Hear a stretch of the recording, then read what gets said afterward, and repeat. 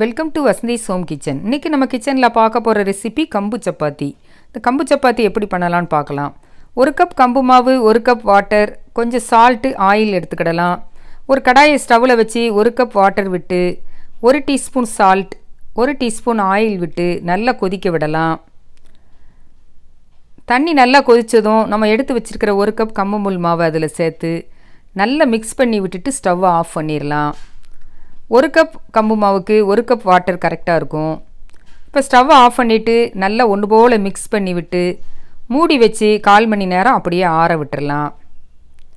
1/4 மணி நேரம் கழித்து ஓப்பன் பண்ணி பார்த்தா நல்லா ஆறி மாவு நல்லா செட் ஆகிருக்கும். இப்போ ஒன்று போல் சப்பாத்தி மாவு பதத்துக்கு பிசைஞ்சு எடுத்துக்கிடலாம். இப்போ நம்ம சப்பாத்தி போடுறதுக்கு உருண்டையை பிடிச்சி வச்சுக்கிடலாம்.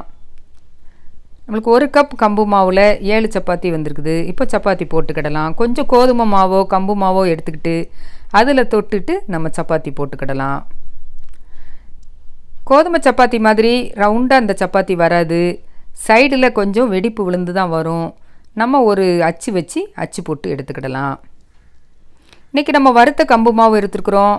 பச்சை கம்பு மாவு வாங்கி நம்ம செய்யும்போது இன்னும் ரொம்ப ரொம்ப பெர்ஃபெக்டாக சப்பாத்தி வரும். இப்போ இந்த மாதிரி ஒரு டிஃபன் பாக்ஸ் மூடி வச்சு கட் பண்ணிவிட்டு நம்ம எடுத்து வச்சுக்கிடலாம்.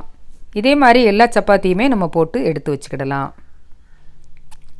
கம்புமுள் உடம்புக்கு ரொம்ப ரொம்ப நல்லது, ஃபைபர் சத்து உள்ளது, குளிர்ச்சியும் கூட. அதனால் அடிக்கடி நம்ம சாப்பாட்டில் கம்பு சேர்த்துக்கிட்டோம்னா ரொம்ப ரொம்ப நல்லது. இப்போ எல்லா சப்பாத்தியுமே நம்ம இந்த மாதிரி போட்டு அச்சு போட்டு எடுத்து வச்சுட்டோம். அடுத்து நம்ம இதை சுட்டு எடுத்துக்கிடலாம். ஒரு தோசை தவா ஸ்டவ்வில் வச்சு நல்லா காஞ்சதும் சப்பாத்தியை போட்டு சுற்றி எண்ணெய் விட்டு வேக விடலாம். கம்பு சப்பாத்தி வேகிறது கொஞ்சம் டைம் எடுக்கும். அதனால் 2 பக்கமும் திருப்பி திருப்பி போட்டு பொறுமையாக சுட்டு எடுத்துக்கிடலாம். இப்போ நல்லா செவந்து வந்ததும் வெளியில் எடுத்துடலாம். இதே மாதிரி எல்லா சப்பாத்தியுமே நம்ம சுட்டு எடுத்துக்கிடலாம். இது கூட சாப்பிட்றதுக்கு தேங்காய் சட்னி, கார சட்னி, ஆனியன் ரைத்தா ரொம்ப ரொம்ப சூப்பராக இருக்கும். இப்போ சப்பாத்தி நம்ம ஃபுல்லாக சுட்டு எடுத்துட்டோம். ரொம்ப ரொம்ப நைஸாக சாஃப்டாக துணி மாதிரி ஈஸியாக பிக்கிறது மாதிரி வந்திருக்குது.